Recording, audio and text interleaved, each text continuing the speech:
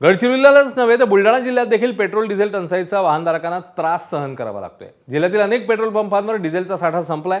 शेतकऱ्यांची गैरसोय होतीये। शेतकऱ्यांना मान्सूनपूर्व कामं ट्रॅक्टरने करावी लागतात। या ट्रॅक्टरसाठी डिझेलच नाहीये, त्यामुळे रात्रभर बळीराजा पेट्रोल पंपावर रांगेमध्ये उभा आहे असं चित्र आहे। जिल्ह्यातील 165 पेट्रोल पंपांपैकी अर्धे पंप बंद आहेत। संतप्त शेतकऱ्यांनी प्रशासन आणि तेल कंपन्यांविरोधात नाराजी व्यक्त केली। काही ठिकाणी पोलीस बंदोबस्तात पेट्रोल डिझेलची विक्री करण्यात आली। डिझेल घ्यायला आलो तुम्ही, डिझेल मिळत नाही, त्याच्यामुळे 12 एकर शेती आपली पडीत पडत आहे। त्याच्यामुळे तुम्ही याच्यावर लक्ष द्या आणि ते पूर्ण आम्हाला डिझेल मिळलं पाहिजे असं तुम्ही लक्ष ठेवा। नाही तर कारण जसं टंचाई झाली नाही पाहिजे, कारण इथं पोलीस संरक्षण आता कसं खूप अडचणी येऊन राहिल्या ह्या, तर तुम्ही याच्यावर लक्ष द्या, आम्हाला डिझेल मिळलं पाहिजे। एबीपी माझा, उघडा डोळे बघा नीट।